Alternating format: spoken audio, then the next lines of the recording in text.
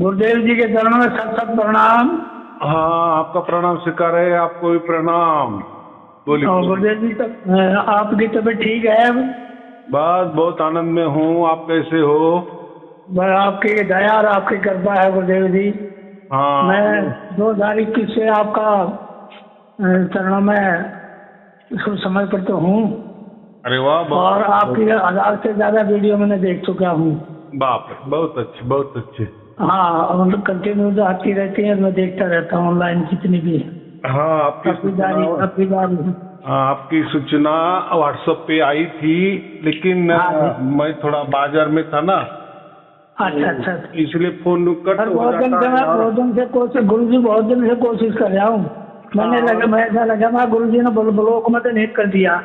नहीं, ऐसा नहीं होता। कैसा है कि जैसे कई बाहर होते ना, तो बातचीत में फिर कोई रुकावट आ जाती है, कट हो जाता है, तो सामने वाले को बुरा लगता है कि इन्होंने कट कर दिए कि क्या हुआ। नहीं, मेरे को ऐसा ही संभव क्यों 6-7 महीने हो गए ना। हाँ। फिर मैं सोचा मैं गुरु जी बिजी भी ज्यादा रहते हैं, नए जो बच्चे लोग जो नए अपने प्रजन जुड़ते हैं, शायद मुकाबले में बिजी रहते हैं, क्योंकि जो हम आपका आशीर्वाद मिल चुका है तो मेरे को भी मिलना चाहिए, शायद इसी भाव से मैंने कहा समय नहीं लग पा रहा होगा।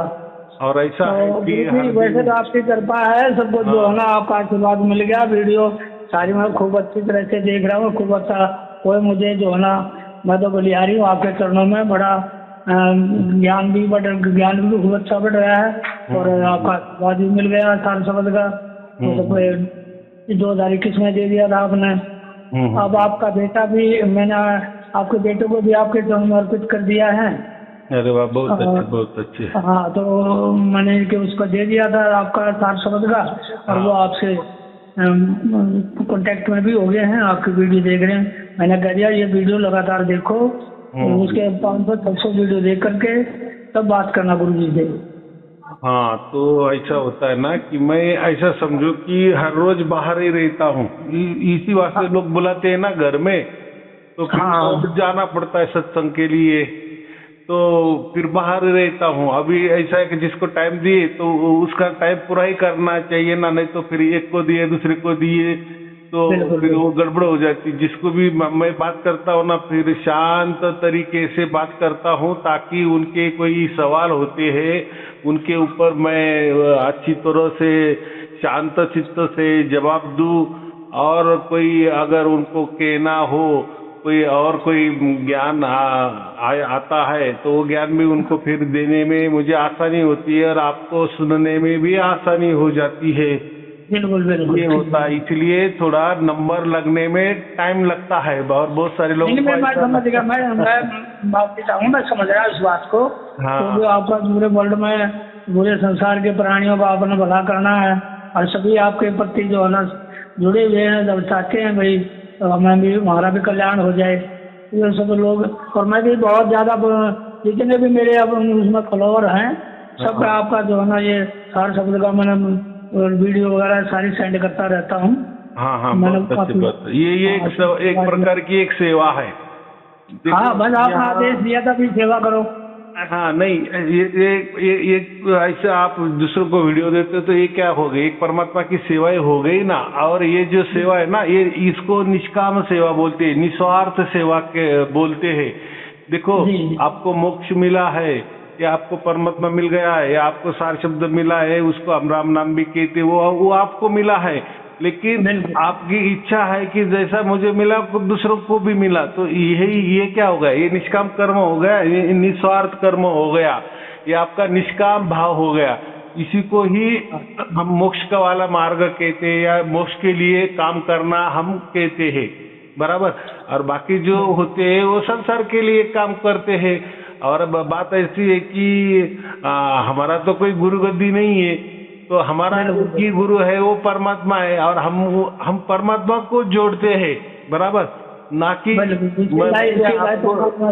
आपको जोड़ा है, या आप बाकी लोगों को मुझसे जुड़वा रहे हैं, ऐसा नहीं। हम सबको परमात्मा से जुड़वा रहे हैं, बिल्कुल और बिल्कुल। ये जो काम होता है वो मोक्ष के लिए काम होता है, ना कि संसार के लिए कि मेरा संसार अच्छा चले या बहुत ये तो संसार की बातें तो चलती है और वो चलती ही रहेगी, लेकिन हमारा मनुष्य जन्म संसार करने के लिए नहीं हुआ है। और हमने ऐसा समझो कि 84 लाख योनि में संसार ही किए हैं और करते ही आए।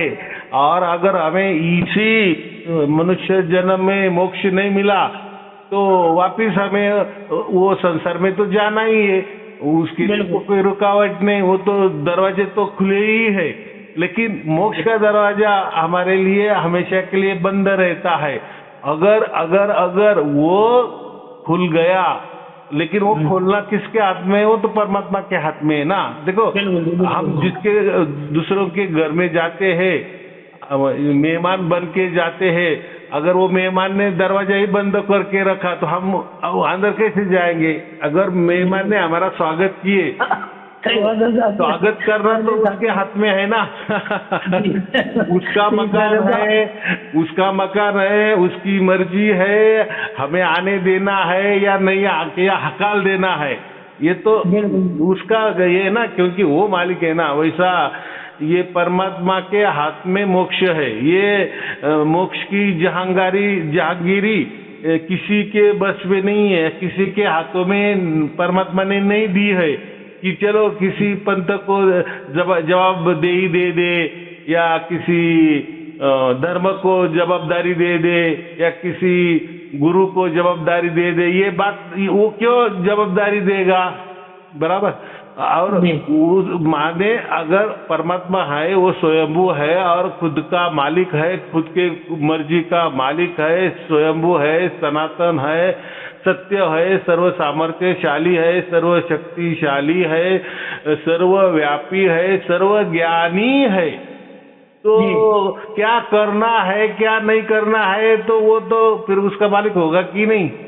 बिल्कुल। हम कौन ज्ञान देने वाले हैं? हम तो ऐसे समझो छोटे जीव है, 5-50-100 बरस के लिए जीने के लिए आए हैं, मर जाते हैं कीड़े मकोड़े की तरह से, प्राणी मात्र की तरह से, और चल रहा है हमारा कार्यक्रम 84 लाख योनि में।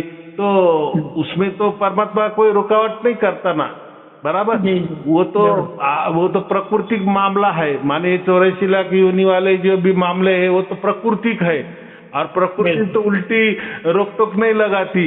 वो तो ऐसा समझो कि कब आदमी मर जाएगा और दूसरी योनि में जाएगा, फिर दूसरी योनि में मिल गई, कब जल्दी मर जाएगा, तीसरी योनि में जाएगा। तो प्रकृति को तो उसका वो काम ही है ना, जन्म देना मार डालना, जन्म देना मार डालना। तो ये प्रकृति का तो ये खेला है समझो, वो उसका क्या बोलते हैं, बाएं हाथ का काम है, खेला है। बिल्कुल। लेकिन ये मोक्ष वाला खेला ये सिर्फ परमात्मा के हाथों में है। और वो खेला जो होता है ना, वो परीक्षा होती है ना, वो सभी पास नहीं होते। देखो किसी क्लास में बच्चे होते हैं, 50 बच्चे होते, तो सबके सब पास नहीं होते। या कोई ISI बनना चाहता है, या कोई UPS की परीक्षा देता है, MPS की परीक्षा देता है, उसमें कोई अधिकारी, बड़ा अधिकारी बनना है, तो कितने लाखों बच्चे परीक्षा देते हैं ना, उसमें से कितने पास हो जाते हैं? ऐसा समझो 10 लाख बच्चे पूरे भारतवर्ष में बैठ गए, उसमें से ऐसा समझो 1000-2000 के करीब पास हो जाते हैं, बराबर। हाँ, इतना पास होते हैं। हाँ, तो कितना मुश्किल है, बड़ा मुश्किल है। प्रकृति में परीक्षा की कोई बात ही नहीं है, परीक्षा रखी नहीं है। ऐसा समझो कि बस पास ही समझो, सब पास, चलो आगे चलो आगे चलो आगे। ये तो गुरुजी परमेश्वर की आप पर कृपा होगी, आप जो ना जीवों का कल्याण कर रहे हो। और बलिहारी हम आपके अगा पर गुरुजी मिल गए हैं। वो शब्द में कहा करिए कृपा गुरुदेव जी ने शरण में ले लिया मुझको, बह जाता बहुत सिंधु में भरम के मारता गोता, अगर गुरुदेव नहीं होता तो तारता पार कौन मुझको। हरि ने नरक में डाला कर्म कद दे दिया लारा, गुरु ने मिटा भय सारा, अब भय पद दे दिया मुझको। अब कल्पना मिट गई उनकी, दर्शना नहीं रही धन की, तो आज सतगुरु के दर्शन की, सर्व सुख दे दिया मुझको। तो साहिब जी आपने तो सर्व सब कुछ दे दिया है, कोई मन में कोई कल्पना ही नहीं है। अब जो आपका आशीर्वाद और परमेश्वर की इच्छा, बस वैसी भाई यही दो बात हैं। पर फिर भी इसका फर्ज है गुरु से कुछ न कुछ ही अपना आशीर्वाद रूप में अपना लेते रहना। जैसे बेटे का बाप से प्रति स्नेह होता है, इसलिए इसका भी फर्ज अपने गुरु के प्रति कुछ न कुछ ज्ञान प्राप्ति करते रहना। वो आपके वीडियो के माध्यम से हमने को सब कुछ मिल ही रहा है। बात तो बराबर है। मेरी एक थोड़ी सी मैं आपसे अर्जी करूंगा। हाँ बोलो बोलो बोलो। आपने डीजे को कहा, वो भेजा था मेरे पास PDF फाइल। हाँ हाँ, तो मैंने वो शास्त्र बनवा लिया खोल करके उसको, और मैंने प्रेस में ले जा करके हाँ, मैंने उसको प्रिंटेड करवा लिया। उसका हाँ चलता है, उसका जेरॉक्स कॉपी निकालने का सस्ते में काम हो जाता है। देखो आजकल क्या हो गया है कि तो मेरी संख्या समय ये है, मेरी संख्या ये मैंने पढ़ा खूब अच्छी तरह। और विलास साहब के भी, और बुरहानपुर में पूर्ण साहब जी हैं, इनके भी बीज बहुत लोगों के चले गए हम मार्केट में, उनके हमने भी पढ़े हैं सदग्रंथ, उनके बीज वगैरह। अब मेरा भाव ये है कि मेरा आपके चरणों में अर्जी है, आपने जो दिया है इसमें उस पूरे में ही रामचंद्र जी का ही बड़ा भारी उल्लेख दे रखा है। तो मैं समझ उसमें ये हूँ, अगर आपने जो हमारे को समझाया था तो एक राम दशरथ का बेटा, एक राम घट घट में लेटा, एक राम का सकल पसारा, एक राम जगत से नारा। तो इसका थोड़ा मुझे अपने इस बच्चे को दास को समझाओ, ये इसमें ये कहाँ तक, क्या हमें कहीं चूक में तो नहीं? ऐसा है कि देखो पहले के जमाने में राम जो होते हैं ना, तो पहले ऐसे समझते कि राम जो है ना, अयोध्या वाले जो राम जन्म में ना, उनको ही वही परमात्मा समझते थे, बराबर। ये तो बाद में बात चल गई, जैसे कबीर साहब आ गए, गुरु नानक देव जी आ गए, तो इन्होंने फिर वो निर्गुण राम की बात की। लेकिन ऐसा है ना, निर्गुण राम जी तो निर्गुण में क्या शब्द आ जाता है, निर्गुण, निर्गुण माने फिर कुछ नहीं, तो माने निर्गुण का मतलब क्या होता है? वो तो निर्गुण में तो आपका सारस्वती आ गया।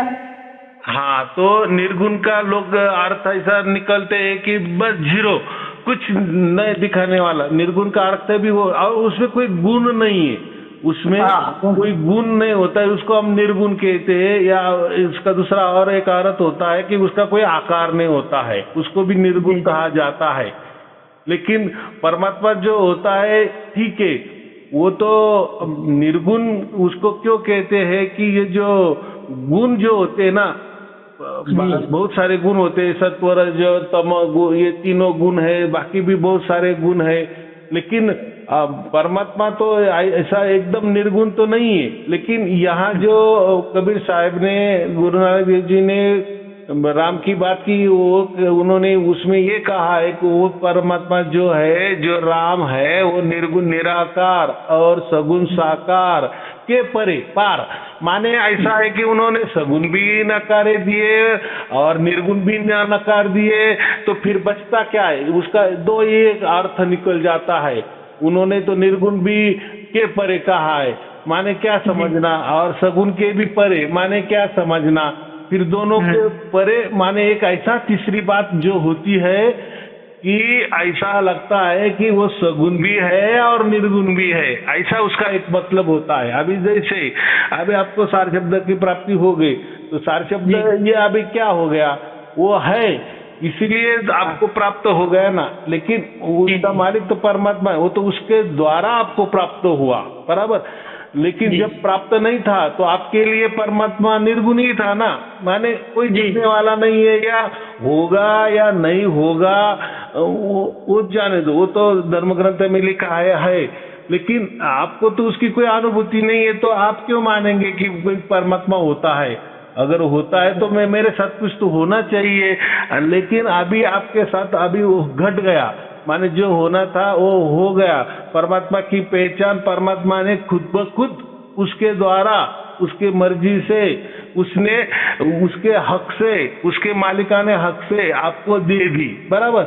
अभी आपको समझ में आ गया, आपको अनुभूति हो गई, आपके आत्मा को ये समझ में आ गया कि हाँ यह कुछ तो भी होता है, ये इसके पहले मुझे ऐसा कभी नहीं हुआ और अभी होने लगा है। माने अभी देखो, फिर अभी परमात्मा निर्गुण में आ गया क्या? नहीं आ गया ना। अभी जीरो में नहीं है ना। जीरो माने कुछ ही नहीं, आपको कुछ होता ही नहीं। जैसे जो लोग नास्तिक होते हैं ना, वो बोलते हैं कोई परमात्मा नहीं होता, कोई आत्मा नहीं होता, माने उनके समझ में ऐसा है कि कुछ होता ही नहीं है। बराबर। आप कहते हैं वो तो कोई परमात्मा है नहीं, जैसे वो धर्म वाले कहते हैं कहीं परमात्मा है ही नहीं। हाँ, लेकिन अभी आपको तो उसकी अनुभूति हो गई, लेकिन अभी ऐसा है कि वो जो आपको अनुभूति हुई, आप दूसरों को भी बता नहीं सकते। किसी ने बोल दिया कि भाई आपको सार शब्द की प्राप्ति हो गई, तो बताओ सार शब्द क्या है, तो आप बोलेंगे यार वो तो कोई नाम भी नहीं है, तो मैं उसका नाम ले लूं, वो कोई लिखने की बात भी नहीं है, या लिख सकूं, वो बताने के लिए बोलने की बात भी नहीं है तो बोल सकूं, या उसका मैं क्या वर्णन कर सकूं, उसका गुण का वर्णन मैं भी कर भी नहीं सकता, इसलिए उसको निर्गुण कहा है। बराबर। लेकिन हो तो रहा है, घट तो रहा है, अनुभव तो हो रहा है, अनुभूति तो हो रही है, अभी क्या करें? तो इसलिए वो निर्गुण निराकार कहा गया। अभी सगुण साकार, अभी आपने अगर कहा तो आप बोलेंगे मुझे सार शब्द की प्राप्ति हो गई, तो लोग बोलेंगे फिर उसका आकार कैसा है, वो कोई प्रकाश जैसा है, या कोई सुनाई देता है कानों से, या कोई हम दिमाग लगा सकते हैं, कोई चालाकी से उसको प्राप्त कर सकते हैं, या कोई साधना कर सकते हैं, या कोई मंत्र जाप कर सकते हैं, या कोई तपस्या कर सकते हैं, या कोई हमारे ऊपर कोई बंधन लाद के उसको हम प्राप्त कर सकते हैं क्या? फिर आप बोलेंगे कि नहीं यार वो भी वैसा भी नहीं है, तो उसका कोई आकार भी नहीं है, तो फिर अब वो क्या हो गया? माने वो आकारों में भी नहीं ना, इसलिए गुण साकार और निर्गुण निराकार के परे है। लेकिन जैसा मुझे आप बोलेंगे कि जैसा मुझे वो प्राप्त होगा, जैसा कि वैसा प्राप्त हुआ, फिर वो जैसा निर्गुण समझो निर्गुण प्राप्त हुआ, सगुण समझो सगुण प्राप्त हो गया, या जो जैसे स्थिति में मुझे प्राप्त हो गया है ऐसे ही स्थिति में वो आपको भी प्राप्त हो जाएगा।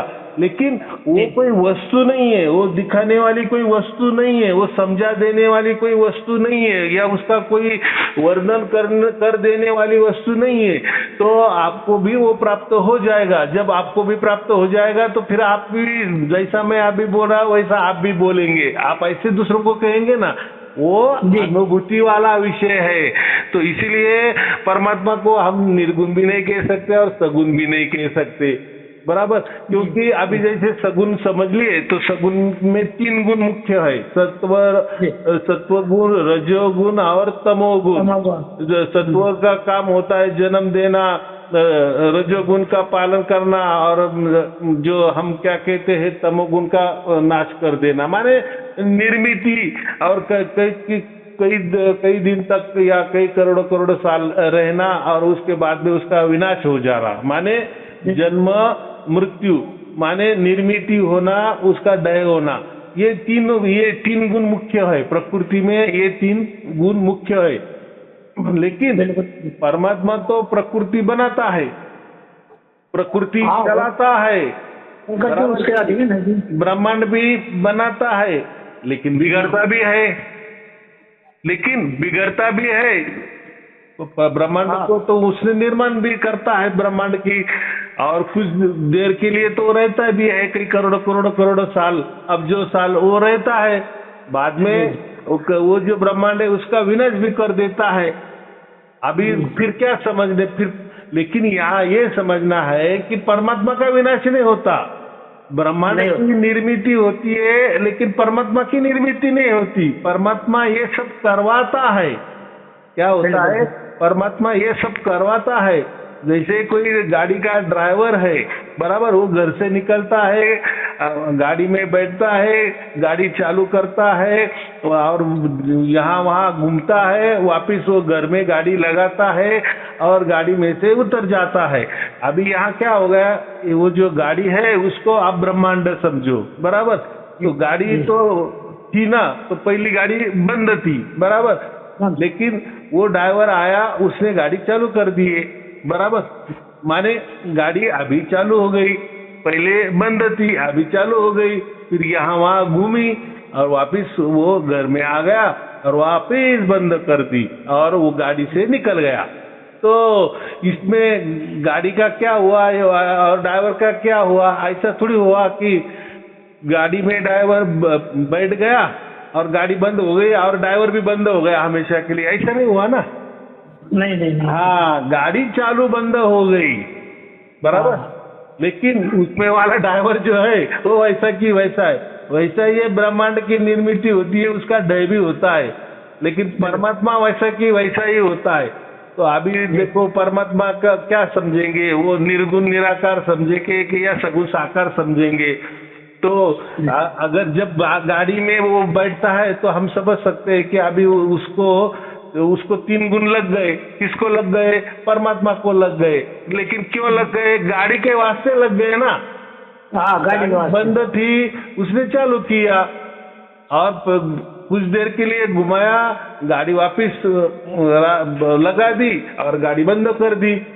लेकिन ड्राइवर का तो नाश नहीं हुआ ना।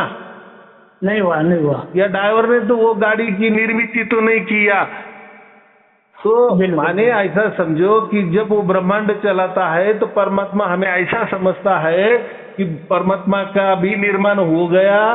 परमात्मा कुछ देर तक रहा, माने करोड़ों बरस रहा, और जैसे प्रकृति या हम क्या कहते हैं ब्रह्मांड का नाश हो गया, सृष्टि का नाश हुआ, तो परमात्मा का भी नाश हो गया। तो ऐसा नहीं होता। जब ब्रह्मांड होता है तब परमात्मा को वो गुण लग जाते हैं, सत्व रजस तमो, परमात्मा उस गुण में आ जाता है। लेकिन असल में जब ब्रह्मांड की निर्मित होती है, कुछ देर रहता, कुछ टाइमिंग के लिए रहता है, अनंत टाइमिंग के लिए रहता है, और बाकी बाद में जैसे ब्रह्मांड का नष्ट हो जाता है तो उसके साथ परमात्मा कभी नष्ट नहीं होता। बराबर। परमात्मा तो उसकी जगह है। इसलिए परमात्मा को सगुण साकार भी नहीं कहा जाता, निर्गुण निराकार भी नहीं कहा जाता, उसके परे हो जाता है। तो यहाँ गुरुआ लोग गड़बड़ कर देते हैं। वो क्या कर देते हैं? ब्रह्मांड को ही ब्रह्म कहा कहते हैं, माने परमात्मा कहते हैं, माने ब्रह्मांड की जैसी निर्मित हो जाती है, कुछ देर में उसका पालना हो जाता है, माने परमात्मा का पालना हो जाता है, और परमात्मा विनाश हो जाता है, माने ब्रह्मांड का विनाश हो जाता है। वो ब्रह्मांड का विनाश हो जाता है, वो ब्रह्मांड की निर्मित होती है, वो ब्रह्मांड का पालना होता है और ब्रह्मांड का नाश हो जाता है। लेकिन वो जो चलाने वाला जो परमात्मा है, उसमें वो गुण उसको नहीं लगते, बराबर। वो तो ब्रह्मांड के गुण है। अभी आया आपके समझ में? आ गया, बिल्कुल आ गया। तो ब्रह्मांड गुणों में आ जाता है, लेकिन ब्रह्मांड को चलाने वाला परमात्मा का संपर्क ब्रह्मांड में होने के कारण हम ऐसा समझते हैं कि परमात्मा भी ये तीनों गुणों में आ गया है। लगता है आ गया, ये बात बराबर है, लेकिन वो वैसा की वैसा रहता है। मैंने वही उदाहरण देती है, गाड़ी में ड्राइवर बैठ जाता है, गाड़ी चालू करता है, गाड़ी वापस बंद करता है, गाड़ी से निकल जाता है बाहर निकल जाता। हाँ, माने ड्राइवर का सर्वनाश नहीं होता, ड्राइवर की जगह रहता है। वैसा परमात्मा की जगह होता है, लेकिन ब्रह्मांड में ये उथल पुथल हो जाती है। तो हमें ये समझना है। इसलिए गुरु नानक देव जी ने, कबीर साहब ने ये जो है ना, इसको निर्गुण निराकार और सगुण साकार के परे कहा गया है कि जहाँ हमारा दिमाग नहीं चलता कि इन्होंने क्या बोल दिए, ये ऐसे भी नहीं बोल रहे, वैसे भी नहीं बोल रहे, हाँ भी नहीं बोल रहे, नहीं बोल रहे, तो ये इसकी वजह से, बराबर। तो ये समझना चाहिए। तो अभी ऐसा है कि वो परमात्मा उस टाइम उसको रामचंद्र ही कहते थे। देखो, उसको कुछ तो भी नाम देना पड़ता है ना।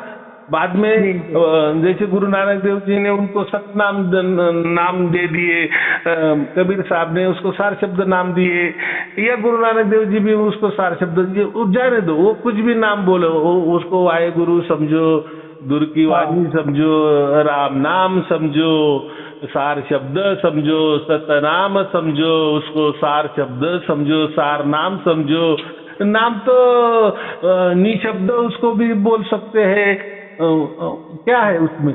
तो हम वो नाम तो ये हम दे देते समझाने के लिए, बराबर। तो गुरु वालों ने तो वो भी उसको भी अलग अलग कर दिए। अरे नहीं, सार नाम अलग होता है, अरे सार शब्द अलग होता है। सार नाम की बहुत सारी बातें करते हैं, लेकिन सार शब्द की बातें नहीं करते वो, और सार शब्दों को बात तो बताते भी है, वो तो सत्य है, वो तो परमात्मा है, फिर वो छुपाते क्यों हैं? देखो कोई गुरुआ लोग तो वो बोलते भी नहीं है, जैसे कहते हैं ना हरिओम। ये देखो गुरु जी, ये देखो आपने ही खोला है, नहीं तो संसार को तो उठाए रखा था गुरुआ लोगों ने। हाँ ये तो भेद भी आपने खोला भाई, सार शब्द का महत्व क्या है, सार नाम सार शब्द ये सब का पूरा ही महत्व आपने समझाया है और जीवों को समझ में भी आया भी है। और इसलिए जो है ना आज आपके चरणों में सब लोग बढ़ चढ़ कर अपने सेवा ले रहे हैं, अपना भाग्य को सुधार रहे हैं, अपने जन्म मरण से दवाई ले रहे हैं। तो बात ऐसी है ना कि इन्होंने क्या किया, उसमें उनको मालूम नहीं। देखो सारनाम की बहुत सारी चर्चा होती है, लेकिन सतनाम की जब चर्चा होती है तो उन्होंने सतनाम भी अलग कर दिए, सारनाम भी अलग कर दिया और सार शब्दों को भी अलग कर दिए है, तो तीनों एक ही है। लेकिन कैसा है, अभी लोगों को गुमराह करना है थोड़े दिन के लिए। हाँ आप आ जाओ, पहले सारनाम लेके जाओ, अब फिर आ जाओ, हम आपको सतनाम दे देंगे, फिर 2-4 बरस के बाद आ जाओ, सार शब्द दे देंगे। सार शब्द दे देती नहीं, बात तो अलग ही है, वो तो देने लेने वाली बात ही नहीं होती। ऐसे घुमा लगाए रहते हैं अपने पंडालों में टक्कर। फिर वो लोग उसके पीछे लगते हैं ना, अरे फिर वो चर्चा करते हैं ना, अरे मुझे वो सतनाम मिल गया, मुझे सारनाम भी मिल गया, लेकिन अभी सार शब्द बाकी है। और बाकी सार शब्द की बातें नहीं करते हैं तो ऐसा समझो कहीं ठिकाना में एक आध बार बोल देते हैं सार शब्द, ये ऐसा होता है। लेकिन वो भी उसके ऊपर भी वो बोलते हैं वो तो मेरे हाथों में नहीं है। वो देखो जो भी गुरुआ सार शब्द की बात करता है ना, वो क्या कहता है आखिर में, वो मेरे हाथों में नहीं है, लेकिन लोगों को वो सतनाम और सारनाम में ही घुमाता है। माने ऐसा समझो 1 लाख बार अगर वो सारनाम और सतनाम की बात करेगा, लेकिन सार शब्द की बात करेगा नहीं। लाखों में 1 आधा बार वो बोलता है, और वो उसके बारे में क्या बोलता है कि वो हमारे हाथों में नहीं है। माने उसका वो फोकस लोगों को वहां नहीं लगाता है। फिर अगर उसने ऐसा बोल दिए ना कि सार शब्द मेरे हाथों में नहीं है, तो लोग बोलेंगे ना, आप तो सार शब्द के नाम पे लोगों को इकट्ठा करते हो, बुलाते हो, हम सार शब्द देंगे, सार शब्द देंगे, लेकिन सार शब्द की बात तो कभी करते ही नहीं है। और कभी की तो थोड़ा एक आधा मिनट आधा सेकंड में कर देते हो। वो तो सार शब्द वो परमात्मा के हाथों में, वो परमात्मा ही दे सकता है, वो तो उसके हाथों वाली बात है बस। फिर बातों में आपके हाथों में नहीं है, तो फिर आप लोगों को क्यों बुला रहे हो, लोग शिष्य क्यों बढ़ा रहे हो, ये काफिला क्यों बढ़ा रहे हो? तो फिर समझ में आता है ना, ये गुमराह करे। हम क्या बोलते हैं उसको, गुमराह कर देते हैं। क्योंकि सार शब्द ये कोई वस्तु नहीं है, ये कोई मंत्र तंत्र नहीं है, ये कोई ध्यान साधना नहीं है, ये कोई साधन नहीं है, लेने देने की बात नहीं है। और देखो ये परमात्मा को सत्य भी समझते हैं कि परमात्मा सत्य होता है, तो लेकिन ये सत्य को छिपाते भी है। ओम तत्व सत्य ऐसे बोलते हैं, लेकिन बोलते हैं ओम तो सबको मालूम है, लेकिन वो जो तत्व है वो तो गुप्त है, और वो सत्य तो सबको मालूम है। गुप्त क्यों बोल रहे हैं भाई? परमात्मा गुप्त नहीं होता।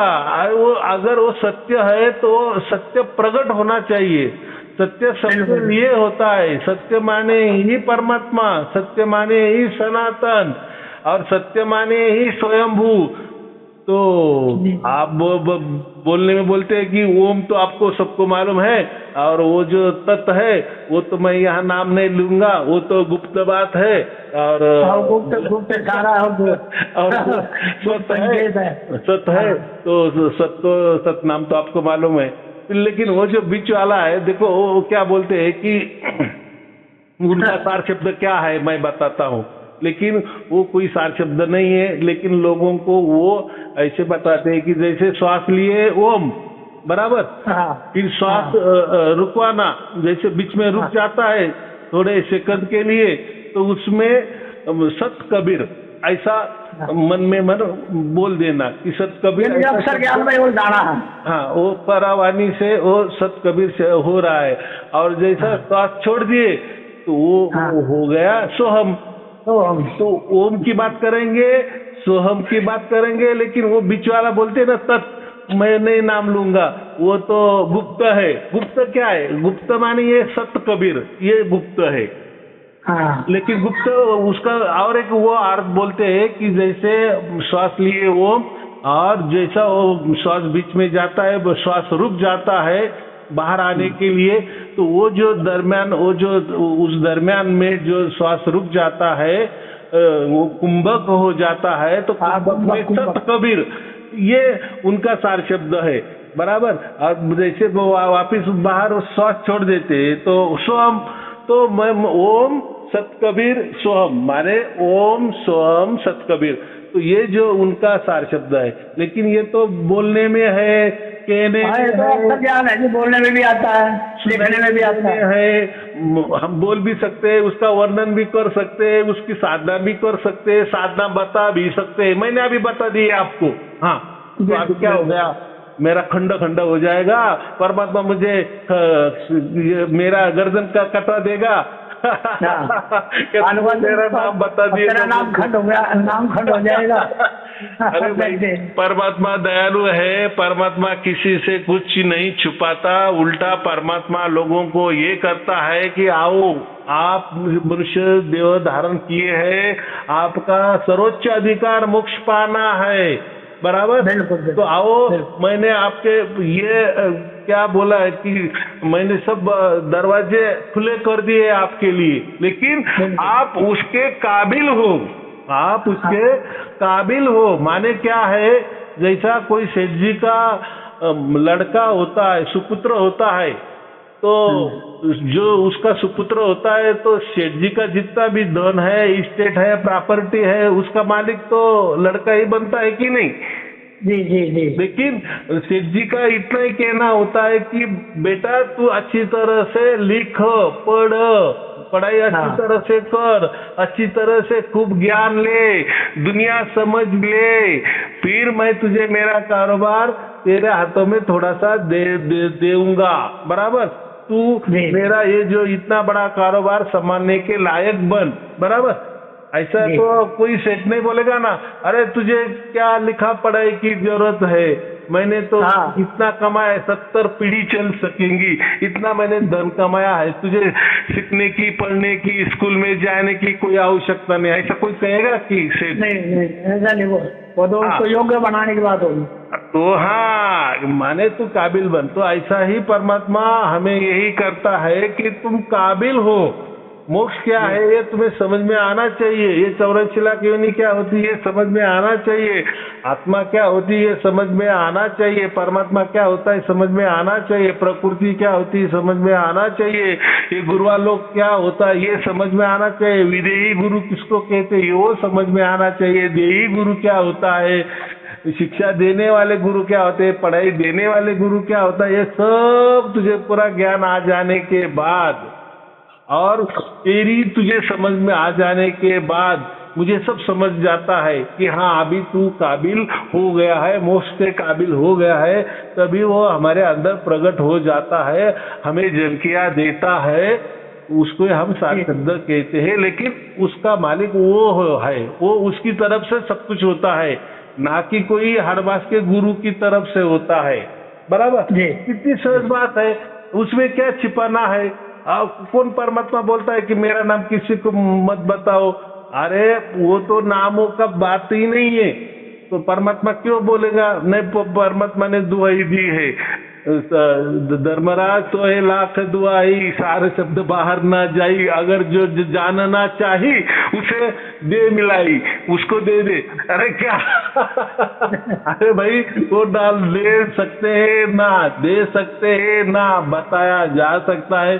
देखो मेरे तो 1000 1500 के ऊपर प्रवचन हो गए, मैंने तो किसी को बोला नहीं कि ऐसा ऐसा कोई शब्द होता है, लिखने पढ़ने वाला, बोलने वाला, उसकी कोई साधना होती है या उसका कोई ध्यान होता है, या मैं आपका गुरु हूँ, आप मेरे शिष्य हो। अरे ये तो अपने निर्भय ये तो अपना निर्भय रूप से बिल्कुल निर्भय कर दिया जी। अपना सारी संशय मिट दी इस मामले में, अपने आप को बिल्कुल अलग कर दिया सब चीजों से। अब ऐसा है जिसकी बुद्धि नहीं चलती तो परमात्मा भी कहाँ आपको पीछे लग रहा है। अभी देखो ये देही गुरु के पीछे करोड़ करोड़ शिष्य है कि नहीं? जी जी। तो परमात्मा क्यों उनको बताएगा कि भाई तुम ये क्या बात कर रहे, ये गुरु जो आप मान रहे हो हर मास का गुरु, वो खुद को परमात्मा बोल रहा है, खुद की आरती पूजा करवा रहा है, खुद के मंदिर बनवा रहा है, खुद के आश्रम बनवा रहा है, उसकी आरती पूजा करवा रहा है। ऐसा कोई परमात्मा नहीं होता या हर मास का नहीं होता। वो तो जन्म लिए है किसी माँ बाप से और वो भी मर जाने वाला है। उसको जैसे मनुष्य के जैसे पाप पुण्य लगते हैं वैसे वो भी पाप पुण्य वाला कर्म करता है। जैसे मनुष्य दुख भोगता है वैसा तुम्हारा गुरु भी दुख भोगता है। तो तुम वो गुरु को कैसा परमात्मा मान रहे हो? तो कोई नहीं समझ रहा है ना, माने समझ नहीं रहा है। समझा देने वाला तो उनको ठस के ऐसा कुछ तो भी बता रहा है ना, अलग थलग उनको गुमराह कर रहा है। तो वो बेचारे भी क्या करे, वो तो भोले भाले है और हम क्या बोलते वो अज्ञानी है, बराबर। लेकिन लोगों को ऐसा है, उनका मनुष्य देह एक ही बार उनको मिला है तो उनको अच्छा रास्ता मिलना चाहिए, बराबर की जो सच बात है वो बताना ही चाहिए जी। इसमें मान बढ़ाई की कुछ बातें नहीं करना है। देखो हमारा मान जो भी बढ़ाना है वो परमात्मा की बढ़ाओ। परमात्मा हमारे लिए सर्वश्रेष्ठ है क्योंकि उसके ऊपर ना कोई है ना उसके नीचे है, क्योंकि परमात्मा परिपूर्ण है, हम परिपूर्ण नहीं है और बन भी नहीं सकते, बराबर। हमको मोक्ष मिल गया या सार शब्द मिल गया माने हम परिपूर्ण हो गए, ऐसा नहीं। परिपूर्ण एकमेव परमात्मा होता है, उसके बाद में कोई परिपूर्ण हो ही नहीं सकता, बराबर। हम भी अगर हमको भी मोक्ष मिल गया, चाहे हमने अगर कोई इच्छा कर दी वहां भी कि हमें अभी मोक्ष में नहीं रहना, आप बहुत आनंद भोग लिए हैं, अभी हमको वापिस कई प्रकृति में जाना है कि ब्रह्मांड में अलग ठिकाने पे जाना है, अनेक लोकांतर करने, तो हम जा सकते हैं। वहां भी परमात्मा आपको रोक टोक करने वाला नहीं है, बराबर। तो आप कोई परमात्मा नहीं बन सकते। परमात्मा एक में वो परमात्मा ही है, वो खुद स्वयंभू है और वो सनातन है और सर्वशक्तिशाली है, सर्वज्ञानी है, सर्व सामर्थ्यशाली है, सर्वगुण संपन्न है, तो वो सब कुछ कर सकता है, हम वो कर नहीं सकते, बराबर जी। हाँ, हम उल्टा यही प्रार्थना कर सकते कि परमात्मा तुम्हारे में जो अनंत गुण है उसमें से थोड़े गुण हमें दे दो। समय तुम्हारी बुद्धि सर्व सामर्थ्यशाली बुद्धि है, हमें थोड़ी बुद्धि दे दो, क्योंकि हम आत्मा है, उसके बच्चे है ना, बराबर कि नहीं। परमात्मा सर्व गुण संपन्न है, सर्व ज्ञानी है, तो हम क्या बोलते हैं, परमात्मा हमें थोड़ा ज्ञान दे दो, क्योंकि हम पूरा ज्ञान तो नहीं ले सकते, क्योंकि पूरा ले नहीं सकते, क्योंकि हम अमर तो नहीं है, बराबर। लेकिन परमात्मा का तो कोई जन्म मरण नहीं है, तो उसके पास सब ज्ञान है, क्योंकि उसको तो कोई मृत्यु की बात ही नहीं, और निर्मित की बात नहीं, वो तो स्वयं निर्मित है, स्वयंभू है, उसके लिए वो ज्ञान जरूरी है। अनंत जो उसके पास ज्ञान है उसको, क्योंकि वो उसको ये ब्रह्मांड चलाना है, तो उसके लिए वो सब ज्ञान उसके लिए चाहिए, उसकी जरूरत है, बराबर। वो उसी हिसाब से ही बना है, लेकिन हम नहीं बने हैं और ना बन सकते हैं, ना बनने की कोशिश करनी है, बराबर ना। हाँ, तो हम कभी परमात्मा नहीं बन सकते, परमात्मा बनने की कोशिश नहीं करनी है, और वो बात भी किसी को बताना नहीं है कि आत्मा ही परमात्मा होता है, वो एक प्रकार की गाली हो गई, बराबर। चलो ठीक है, और कोई पूछना है तो अभी समझ में आ गए वो जो राम क्यों मिट गई ना, वो मैं ये सोचा, मैं यही पढ़ना था, इसमें तो रामचंद्र जी दशरथ पुत्र का ही किताब दे रखा पूरे में, तो मैंने गुरु जी से ही समाधान करा। वो जो रामचंद्र जी को कहा है ना, तो हम क्या समझते हैं कि रामचंद्र जी बोले कि अयोध्या वाले, लेकिन वो कबीर साहब ने समझाने के लिए लोगों को अयोध्या वाले राम ज्यादा मालूम है ना, तो थोड़ा सा उसके हिसाब से बोले तो लोगों को थोड़ा समझ में आ जाता है। उसी की सहन दे दी। फिर अगर उनको अयोध्या वाले राम बताना था तो फिर ये 4 राम बताने की कोई जरूरत ही नहीं थी, क्योंकि वो 4 राम में उन्होंने अयोध्या वाले राम का भी नाम लिए है ना। जी बता। लेकिन वो लास्ट में वो निर्गुण निराकार और सगुण साकार के परे वाले राम का ना उन्होंने जिक्र किया है। लेकिन समझाने के एक रीत भात होती है, अलग अलग तरीके होते हैं, अलग अलग संत होते हैं, तो अलग अलग बोलने का ढंग अलग अलग होता है, कथा कहानी का ढंग अलग होता है, अलंकारिक भाष्य का ढंग अलग होता है, किसी की बोलने में कमांड होती है, किसी की भाषा में कमांड होती है, किसी को तर्क करने में कमांड होती है। अभी जब मुझे तो उसमें तो कुछ भी नहीं आता, मैं तो ऐसा ही गांव की भाषा बोल देता हूँ, लोग समझ लेते हैं, समझ रहे हैं, और जो होना है उनके साथ परमात्मा कर रहा है, हो रहा है, चल रहा है। बाकी चलो ठीक है, आपको और आपके परिवार के लिए शुभ आशीर्वाद, मंगल आशीर्वाद। सत साहेब जी, सत साहेब जी, सत साहेब जी। आपके चरणों में अनंत बात